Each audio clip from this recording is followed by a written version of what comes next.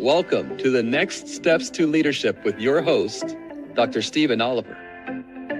In each episode, we invite experts to share their passion and their leadership journey to help you in your next steps. You can find this show on YouTube, LinkedIn, Apple Podcast, Spotify, and on our website, hrcvision.com. Now, here's the host of Next Steps to Leadership, Dr. Stephen Oliver. Well, hello and welcome to my podcast, Taking the Next Step in Leadership. I'm Stephen Oliver, or known as Dr. O. The purpose of the podcast is to talk a little bit about leadership for newer leaders and managers. What I do is invite senior people to come in and talk about their journey in leadership. Folks in human resources, training and development, business operations, book authors, and entrepreneurs. I invite them to come in and talk about their experiences in leadership and the successes they've had and some of the challenges they've had to help those newer leaders and managers as they go through their leadership journey.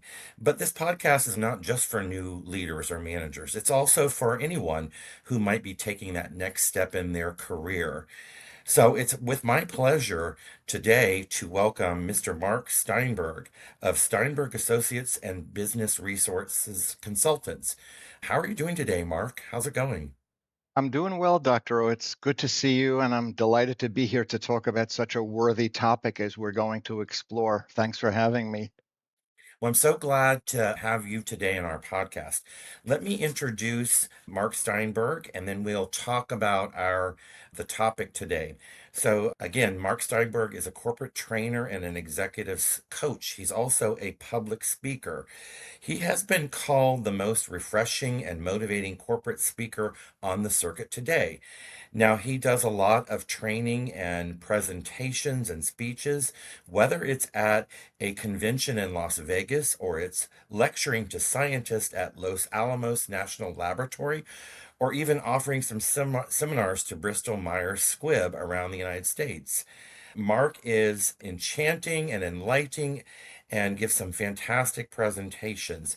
He also specializes in applied psychology and uses those principles and theories to solve problems and relate into his presentations. He's out of New York, and we're just so glad to have you today. Our topic for this podcast is going to be called Being Positive in Leadership in a World That Can Be Negative. And so we've got a lot to say about that today. So again, how are you today, Mark? And can you tell us a little bit about what you're up to these days? Yeah, I'm doing great. I continue, as always, to be filled with gratitude for all the things that are happening in my life. I've been doing a lot of traveling and a lot of online presentations, Zoom and Microsoft Teams, talking about this very notion of maintaining positivity in an ever increasingly negative world. And I'm here to declare, and you know, Dr. O, and everybody watching knows, the world seems to be, and I would argue is in fact, devolving more and more into increasing negativity.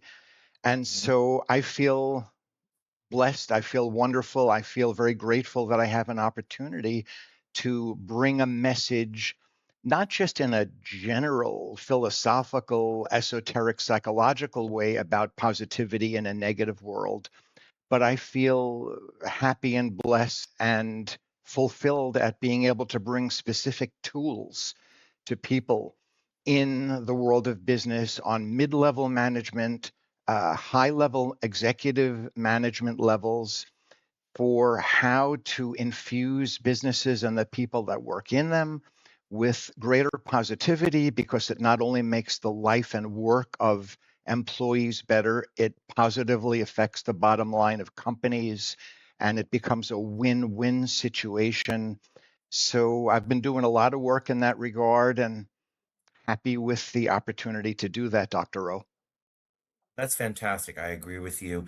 It seems like the world always has challenges, but this time frame right now has a lot more. I mean, we could go into news clips and look around, not only in our own country, but around the world and some of the conflicts that are occurring. And certainly economics are challenging right now. And I think all of this has an impact on people in businesses and in communities and in relationships. And so, it can seem very negative right now. So we're really glad to have your spin on positivity. That's exciting. Can you just give us a little bit more detail? You already talked about what you're up to, but about your organization, Steinberg and Associates, business resource consultants. Just tell us just a little bit more about what it is you do in this consultancy. Yes, thanks for the opportunity. What we do, we take tools and techniques and principles and behaviors from the world of psychology and we apply them to the world of business. So it parallels pretty directly my journey, my background academically as well as professionally. I have a bachelor's degree in psychology, a master's degree in counseling psychology, doctoral work in clinical psychology, and then I went back to school and I got an MBA. I am a lifelong learner. I believe it's true that the best leaders are the best learners. And I've always loved the notion of learning. I'm going to keep learning and studying forever and ever. And so I take the world of psychology and I merge it with the world of business because I believe that when you apply, thus the term applied psychology, which is at the heart of Steinberg presentations and Steinberg and Associates, when you merge the world of psychology and use the principles, techniques, and behaviors in the world of business, you can wind up dramatically, statistically significantly very positively impacting business outcomes. And so my company is all about the use of psychology in the service of business and how to do that to the betterment of everyone who works in companies and to positively impact the bottom line of corporations. I think that's a fantastic merger of the two, the applications of applied psychology. I mean, business is all about people and all about human beings. And then, connecting that with the MBA and the business component. Business is also about returns, financial returns and outcomes. So I love that you're taking your leadership training and consulting and coaching into those organizations and merging those two. So let's just talk a little bit about our topic today, being positive in leadership in a world that can be negative. Can you tell us a little bit more about your thoughts on positivity? What are some of your ideas on positivity? What is it? Yeah, it's a great question. You know, people talk about it, they throw that term around. The way I like to think about positivity and the way I like to frame my presentations is that positivity is an attitude focusing on solutions, focusing on opportunities, and focusing on strengths. So I often refer to it as SOS, solutions, opportunities, and strengths. It has been shown conclusively in tremendous amounts of psychological research that the attitudes that people bring to their world, the attitudes that people bring to business, if we want to get even more specific, influences what they see, what they find, how they interact with others. Bring a negative attitude and a negative view of the world, you will indeed find negativity. Bring a positive attitude, focus on solutions, focus on opportunities, focus on strengths, focus on the things that people can bring that can impact in a work enhancing way, in a life enhancing way, and so shall you find those things. It's pretty much the old adage that we've all heard so many times. People believe what they see, but it's also true that people see what they believe.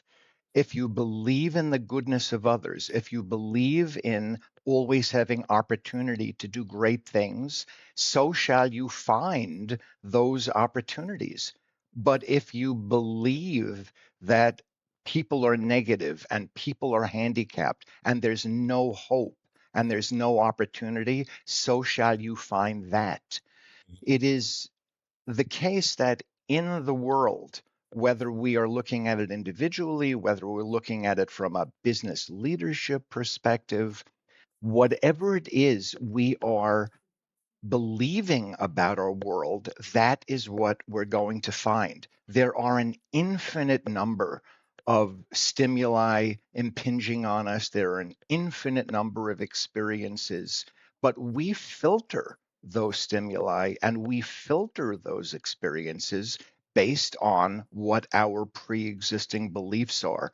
And so positivity is an attitude thinking about solutions, thinking about opportunities, thinking about strengths.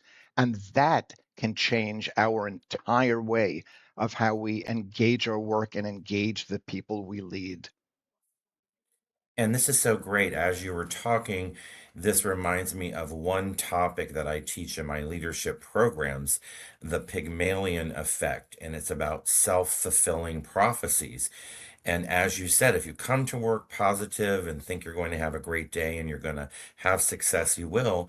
And if you come to work negative and not wanting to be there, not wanting to do anything, that will happen as well. And it's all about the attitude. I love that word, attitude. What's the attitude that you bring? So, Mark, why do you believe? I mean, we just introduced and we just started out about these are trying times, but why do you believe that so many people are currently negative? Is it that, or are there other contributions towards it? What, tell us a little bit about your thoughts on that. Yeah, it's an interesting question. The way I think about it is that what's going on in the world today, and I think, by the way, historically, it can be argued that at any time in history, people at that time thought that they were experiencing historically the worst possible scenario. Right. The Civil War, World War I, World War II, the Vietnam War. At any time in history, it is arguably the case that people thought they were in the most severe set of circumstances. Having said that, looking at the world the way it is today, it is as if there is a tidal wave of stressors affecting people. And when people have so many stressors, especially in the notion, in the context of things being out of control, stress can feel overwhelming. When seas get rough, it's very easy to drown. The flip side of that is, of course, to the degree that we are good swimmers, and maybe we learn to swim really well early in our life, but even if we did not learn to swim really well early in our life, we still can develop swimming skills, if you will, now in terms of coping with the stressors. You ask any psychologist, you ask any psychiatrist, you ask any social worker, what is at the heart of all stress and tension and anxiety when people start to feel overwhelmed? And they will likely tell you it is the loss of control and the loss of predictability. Show me a person who loses control over their world, or at least perceives that they're losing control over their world. I show you somebody whose stress goes up. And likewise, show me a person who loses a sense of predictability, or at least the perception that they are losing predictability. I also show you somebody whose stress goes up.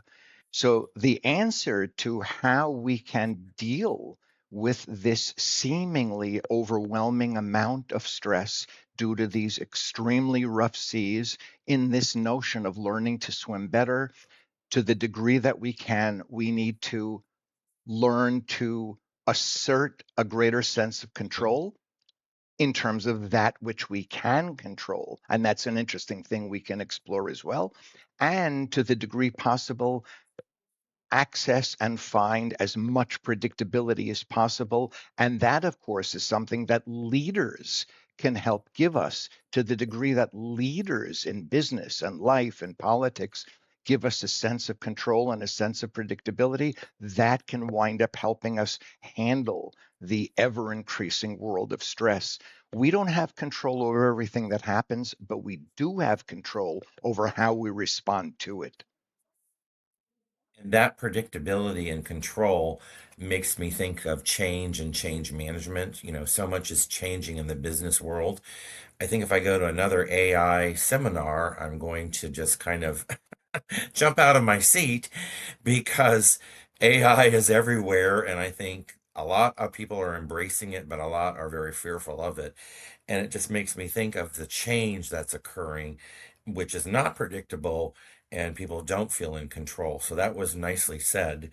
Can you just elaborate a little more about business leaders and how can businesses contribute to things that are negative? What's going on in the workplace where things are negative or can be negative? Yeah, the workplace is indeed a microcosm of life in general. It is proportionally the case that as the world at large is becoming more stressed, and as change and unpredictability and increasing stress occurs in the world at large, so too is it occurring in businesses. And it doesn't matter cross culturally, whatever country we're talking about, businesses are experiencing great degrees of stress and anxiety. It winds up affecting bottom line. It winds up costing billions of dollars in terms of sick leave, in terms of people not performing at optimal levels, in terms of their work output. It's a very, very serious problem. And I would want to suggest that there are two levels on which this can be addressed. From an upper echelon level, it is extremely important and helpful for upper echelon leaders to always be able to explain the purpose of everything that's going on in the company. What is the reason things are happening? What is the purpose for what we're doing, for the direction we're going in, for the strategies we're taking? It's equally importantly and tied into that is the notion of upper echelon leaders always explaining the why, the WHY. People have the right to know why things are done, and people will have their ability to work effectively dramatically enhanced when they know why. There's also a very interesting psychological angle to this. When upper echelon leaders share why things are being done, not only is it conceptually helpful because we're being told why, it's also a very significant show of respect.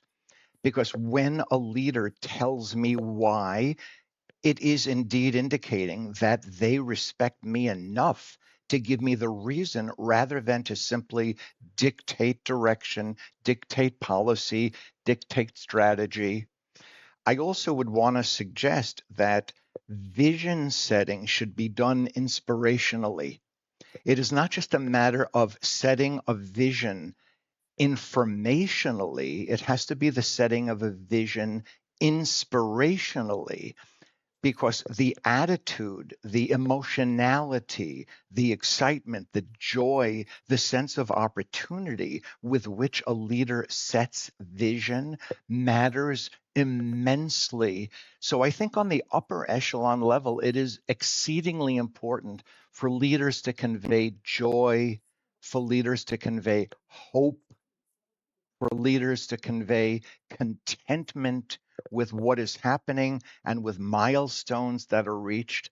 All of that, I think, is doable as long as upper echelon leaders recognize the importance of it and are willing to incorporate those tools and techniques into their repertoire of how they communicate with and set vision and mission for the company and the staff on all levels of the company. So that's fantastic. I mean, I think that's great. I wanted to pick up on that and maybe diverge to the sideways here. those are wonderful things that managers should do. Talk about vision, mission, where are we going, what's happening. I think that you cannot over communicate enough to staff about what's happening. And I love what you're saying about joy, hope, contentment. But there's a lot of leaders who don't do that. In fact, a lot of leaders are just silent and just come out and say, we're doing this now. Why do you think so many leaders do not share what you're talking about? I believe that a lot of leaders will not do the types of things we're talking about precisely because they are not feeling secure in their positions.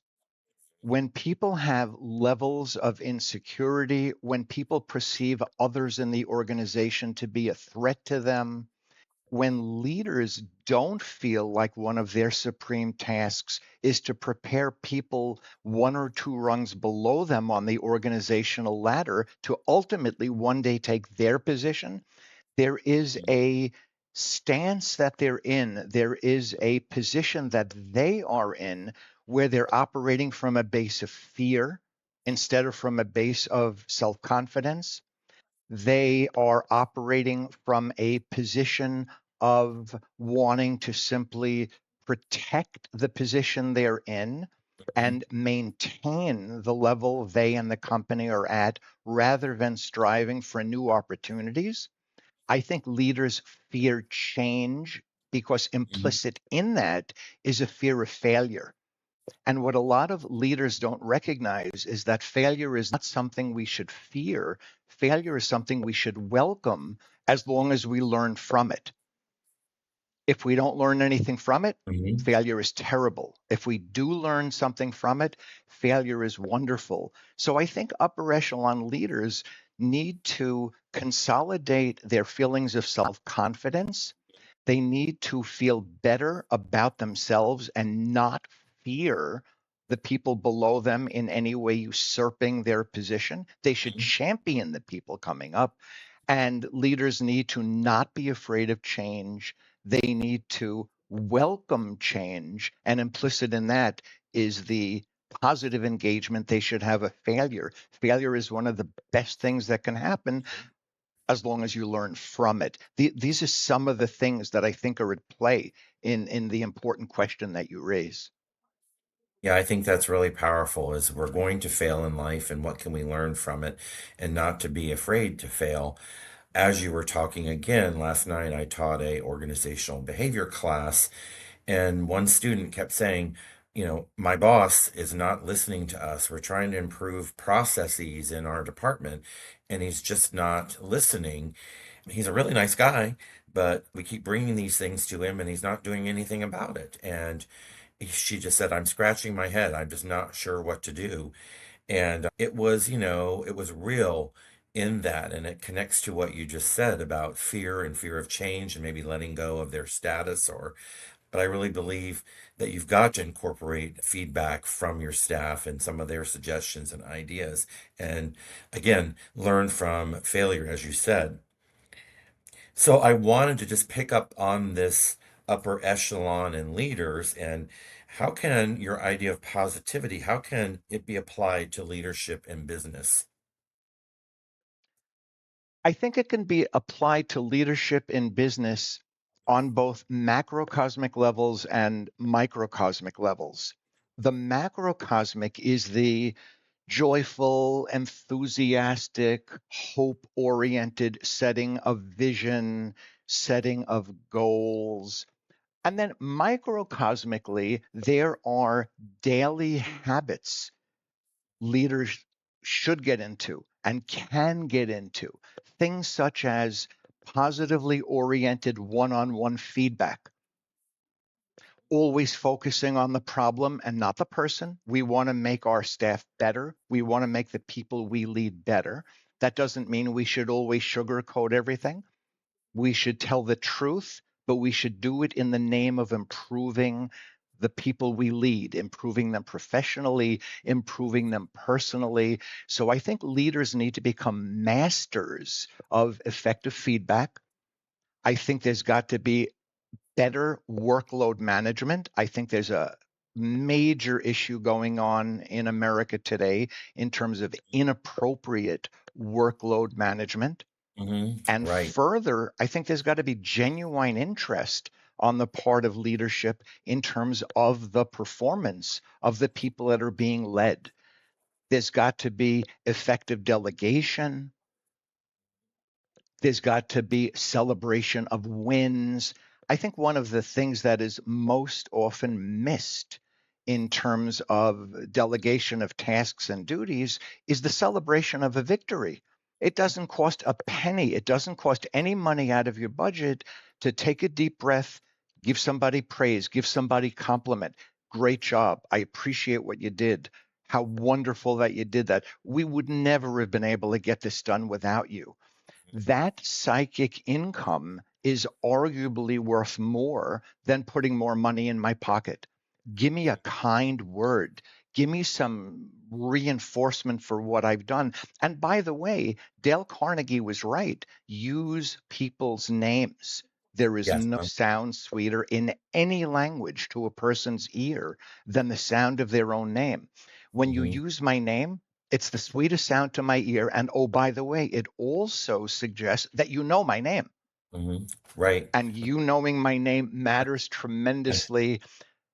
All of these things are very tangible, practical things. And just to add to that list, don't just find what people do wrong, find what people do right. And so often leaders are only finding what people do wrong.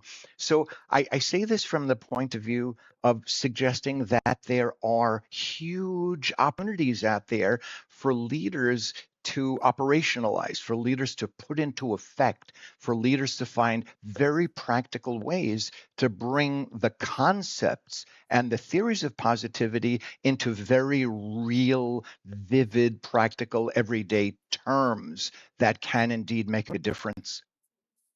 Yeah, that's fantastic. As you were speaking, I thought about this. I'm doing another presentation later this week on burnout, and workload is one of those top things that burns people out. And when I speak to so many colleagues and friends, it just amazes me what they're doing and how stressed and burned out they are. And sometimes it's a lack of resources that are there, but I really appreciate the thanking. And I mean, a thank you is so important. I'm in the Philadelphia, New Jersey, Delaware region. We have this convenience store called Wawa. So a Wawa gift certificate is not that much and people love it. Wawa coffee is great. So even something like that. And again, if you can't afford the financial thank yous, the acknowledgement emails, publicly recognizing people and just saying thank you every day, it is great. But one thing, Mark, is managers to me are sandwiched in between organizations. They've got their bosses, the senior leaders who are giving them directives and things to do, and they're pushing down on managers, but then they're supervising employees and they're pushing up. What do we do? They're delegating, they're rolling out the work. And so I think it can be really challenging for managers to be positive because you're in that sandwich and trying to appease both sides. What are some things, and you kind of already made some mention of that, but what are some things that managers can do? What are some strategies, especially mid-level managers, to help to be more positive in this crush of work? So that's a really interesting question about mid-level managers being sandwiched in between the two other levels in the organization. An interesting thing that I always ask people to consider, and it's a special challenge of mid-level managers, it is namely that when a person moves from being a frontline associate to a mid-level manager, suddenly they have to incorporate, they have to access a completely different skill set than they had when they were successful as a frontline associate, which is what led them to get promoted even into a mid-level managerial position. And when they were the frontline associate, their task was, and the way they wound up distinguishing themselves was to do everything perfectly, be someone who did things on their own exceedingly well. However, now as a mid-level manager, suddenly the paradigm shifts and they have to be the one that delegates tasks to other people. They now have to embrace the notion that if the associates don't look good, they don't look good. But even in that position, as you correctly say, Dr. O, they're trapped because on top of them, they have upper echelon leadership pressing down on them. So that notion of a sandwich that they are essentially trapped in is very, very true. The degree to which the sandwich can be suffocating, the degree to which they are so sandwiched that it becomes almost like handcuffs, that can wind up varying depending upon how enlightened the upper echelon leadership is. So hopefully, if upper echelon leadership is enlightened to the degree that they understand the pressures and issues, they don't become overbearing on mid-level managers, that will make the sandwich effect, if you will, less suffocating. But the people in the middle only have as much wiggle room as the people below them and above them will allow them to have. Show me an enlightened upper echelon leader who is enlightened vis-a-vis the way they treat mid-level managers. I show you a mid-level manager who is more likely to thrive.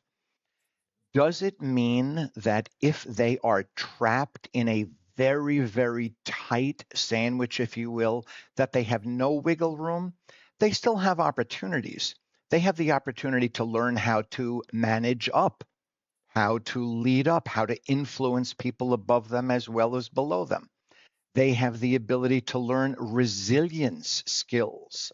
How can you be resilient in the face of exceeding pressure and overwhelming pressure? So the less the pressure, the better. But even when there's tremendous pressure, there's still wiggle room in terms of learning to be resilient, learning how to manage up, things of that sort.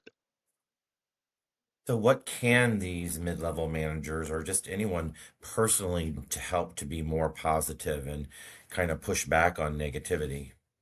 Yeah, I think we have to go very basic, but I say the word basic in a very powerful way. Because I suggest to people things that are often overlooked but make a huge difference. We need to sleep well.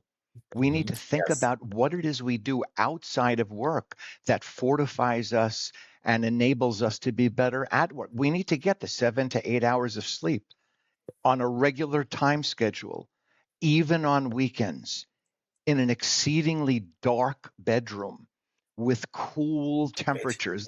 Research is overwhelmingly clear. We need to eat well, eat a good, balanced, healthy diet. We need to set boundaries because if we don't set boundaries, we are going to be setting ourselves up for being overwhelmed, and overwhelmed can lead to burnout. I'm a big believer in this notion that life doesn't happen to us, life happens for us.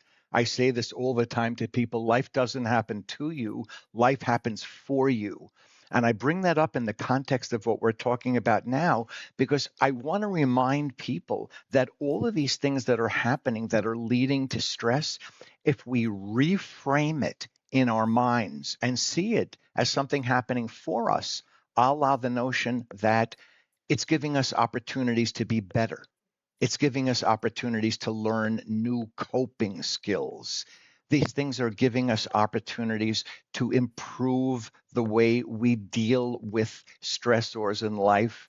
These are the types of opportunities we have to learn resilience, to learn how to bounce back, to fortify ourselves against other challenges that may come our way. I also think, Dr. O, social connection is hugely important. Yes. right? We need a network of people we can turn to. We need a network of people who can support us, and we in turn can support them. And just one more thing on the list, the notion of positive self-talk. Mhm. This goes back and circles back to something we talked about at the very beginning, the notion of how we perceive the world. Well, positive self-talk has to do with how we perceive ourselves. If we perceive ourselves as failures, if we perceive ourselves as frauds, there's tremendous amounts of research that have been done on the notion of imposter syndrome. Mhm. All of that is terribly threatening because the degree to which we think negatively about ourselves will influence the degree to which we see negative influences in the world, the degree to which we think people are viewing us negatively. It starts a very destructive chain reaction. So these things, the sleeping, the eating, the setting of boundaries, understanding life doesn't happen to us, life happens for us, social connections, all of these things are things that we can do individually to strengthen ourselves, to help us bounce back from the stress, to fortify ourselves against new stress. And then when we, by virtue of the positivity that all of this triggers and engenders in us, when we bring this to work, we can infuse it into our workplace and hopefully make a difference in those we lead. And that's just such a great list that you gave. And I just wanted to comment on two of them. The Surgeon General a couple of years ago wrote a article about loneliness and how that is growing in younger people, but also in older people. And the social connection is so critical to not feel lonely. If you feel lonely, that can lead to helplessness and that can impact how you come into work and your connections with others. So having social networks is very powerful. The other thing I wanted to just comment on is this self-talk. That's so powerful. I think it happens to everybody. You get up in the morning and your brain just starts. And I know after I've had my coffee and I jump in the shower, that's when the self-talk starts. And there are some days you're like, oh my God, I've got to drive an hour and then teach this class all day. Oh, how am I going to do this? And then, it can lead to more negative thoughts. And I kind of just say, stop right now. Stop right now. Go to what you mentioned earlier, Mark, in gratitude. What are you grateful for? I get up, I get to drive an hour and teach these wonderful people. Oh, by the way, there's a deli there that has a great sandwich. And so it's like, what can I not only teach them, but what can they teach me back? Because the way I teach is it's shared. We all learn from each other on the topics. And so it's just that shifting that self-talk towards being positive, I think is so critical. But you have to know when you're doing that, because you can go down a rabbit hole if some things are so frustrating. So I appreciate that list that you gave us. As we were preparing for this podcast, you told me about a term which I think is fantastic, and I'd like to see if you can just elaborate on it more. Cumulative irritant overload. What is that? And tell us about it. Yes, yes. Cumulative irritant overload is a term that comes to us from the world of psychology. It comes to us also as a subset of that from the world of therapy. And basically, what cumulative irritant overload is the notion that people may indeed be able to handle a small, finite number of stressors, otherwise, in this case, known as irritants. But as more and more stressors start to accumulate, it becomes tougher and tougher to handle them. It's the old proverbial notion of straws on a camel's back. And you might be able to handle a heck of a lot of straws, a heck of a lot of stressors, but then one more, which sometimes is seemingly innocuous, and when seen alone might make people or even you think it's not a big deal by virtue of the fact that you have 100 other stressors on your back or in your mind or in your heart, however we wish to frame it, that one extra one, that can break your back. And so that we need to understand stressors, we need to understand things that happen at work, the ways people talk to us, the way we as leaders talk to others. We need to understand those things not in a singular solitary context. We need to understand it in the context of the totality of what's going on for us or the totality of what's going on for another person, because a seemingly innocuous thing can be the straw that breaks the back. Thus, the notion, the accumulation of the irritants can inevitably lead to overload. It reminds me of the conflict resolution style accommodating, where someone is always accommodating, giving up their ideas, helping others out, and it comes to a point where they're not having their own needs being met.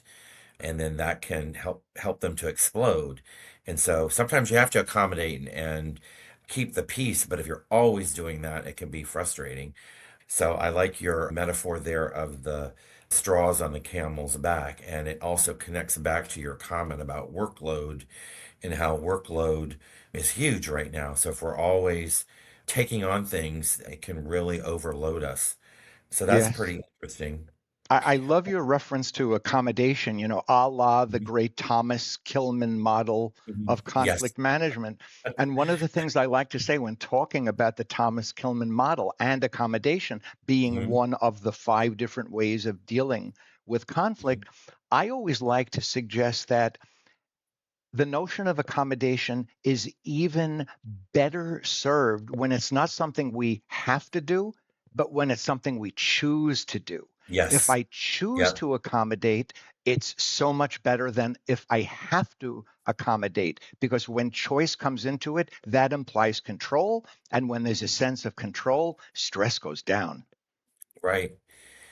Well, and that's one of the old school leadership tools. There are several out there, and some of these are tried and true. Thomas Kilmann is tried and true, and it doesn't really change in conflict. I mean, it's a great tool to use because conflict still goes on. I'm wondering, Mark, if you had a brief story or a brief comment about in your own consultancy, an example of something that you've done to help leaders become more positive in their leadership. Any brief story or example? I had an interesting experience at Los Alamos National Laboratory. Hmm. It's a nuclear lab in Los Alamos, New Mexico, about 45 minutes to the north of Santa Fe. I've actually been there over 65 times. I've had a Wow. very Yeah. extensive, wonderful contract with them.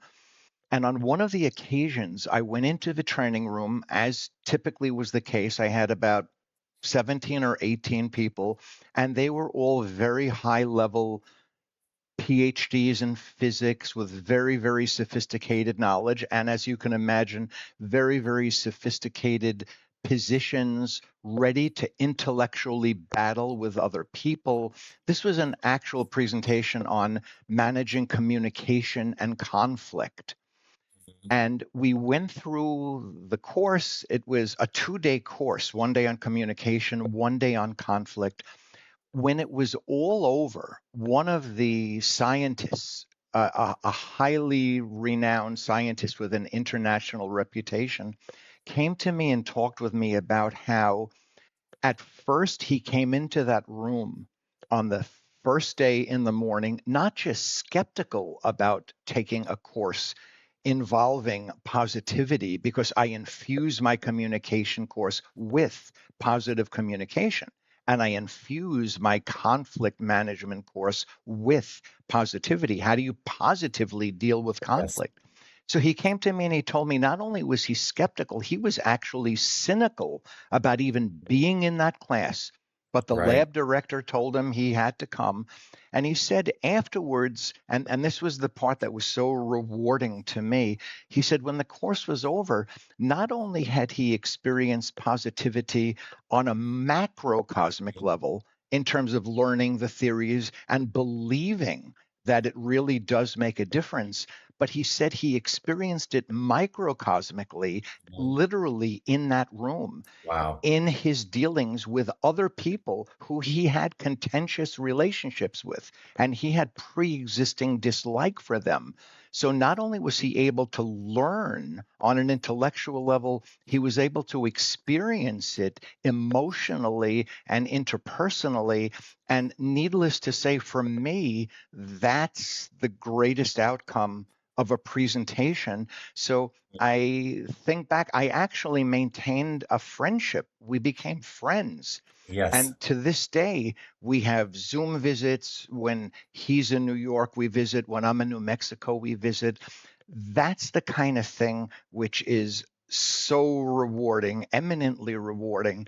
And it's the kind of thing that literally makes positivity come alive on all kinds of levels. Well, congratulations on your success and thank you for sharing that story. I think that's great, combining conflict resolution and positivity.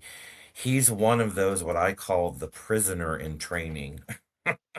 You have tourists and vacationers, and I love the enthusiasts, but the prisoners in the training, you can within 2 to 3 minutes figure out who those are. And I work really hard to try and turn them around. And a lot of times I have successes like you had with him, sometimes not, but not everybody wants to learn or wants to change. But you focus on those who do, but you can have successes. So thank you very much. So we're kind of winding down in our discussion. I had one more question, and then I wanted to see if you could tell us just briefly about your story time, a new initiative you're doing. So just real quickly, do you think that individual managers and leaders really have the power to combat negativity in the workplace? Where does that power really reside? Yeah, that's the key, isn't it? Where does the power reside? Firstly, I absolutely, positively believe that leaders have the ability to change negativity, to flip it, to turn it into positivity. And the question, which is the big question, is where does the power to do that reside? And the answer is the power resides within each individual person. We have no power beyond our personal domain. Our ultimate power resides in how we think, what we believe, how we act, what we choose to say, how we choose to engage other people. And when I say that, some people think that that sounds diminishing. People think that that sounds limiting in the sense that, wow, that's all we have. We only have the power of ourselves. Yeah, that's all we have. We only have the power that is within ourselves, but it's not limiting, it's not diminishing. That is tremendously powerful. That is tremendously impactful because what we say to people and how we say it, especially when we're in positions of leadership, can wind up changing people. And then there is a multiplication effect. They can change others, and it gets paid forward and paid forward. Each one of us can serve as a catalyst by which to bring positivity to others and then know that they can potentially share it.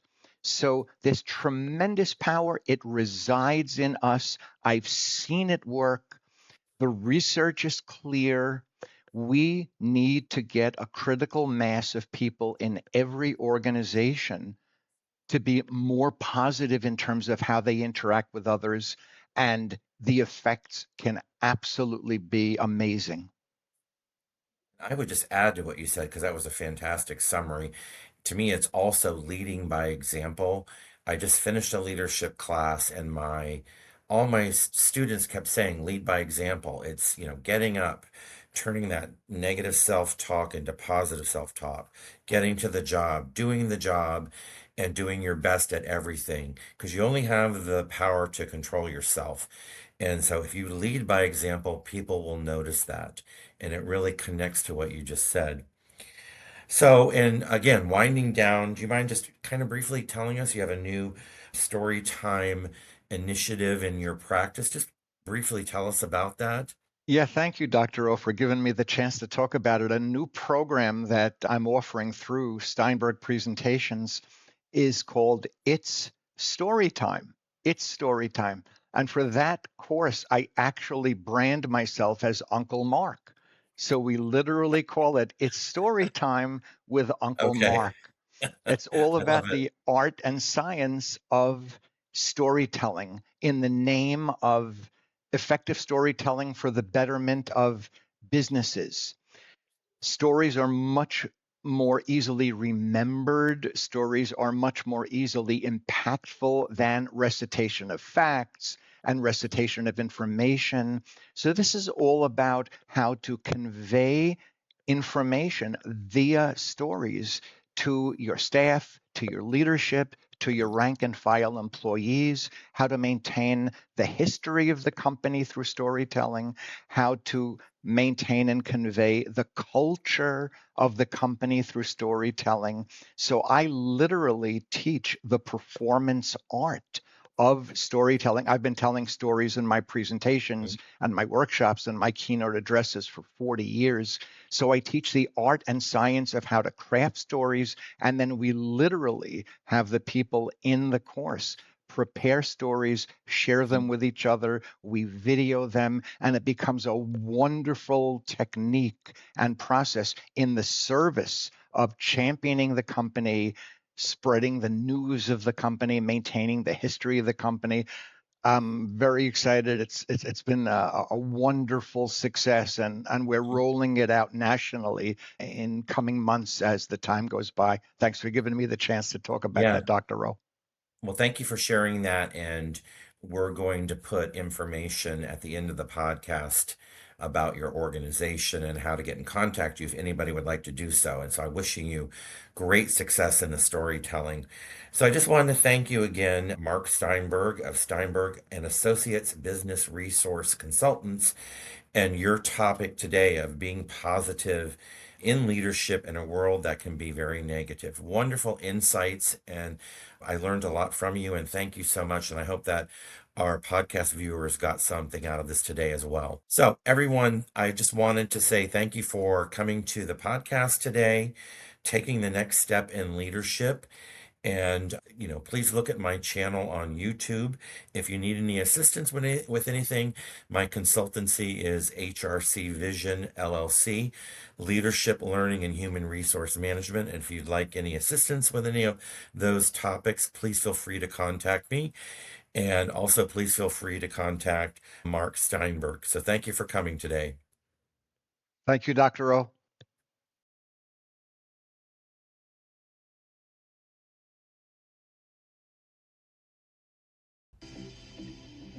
You've been tuning in to Next Steps to Leadership with your host, Dr. Stephen Oliver.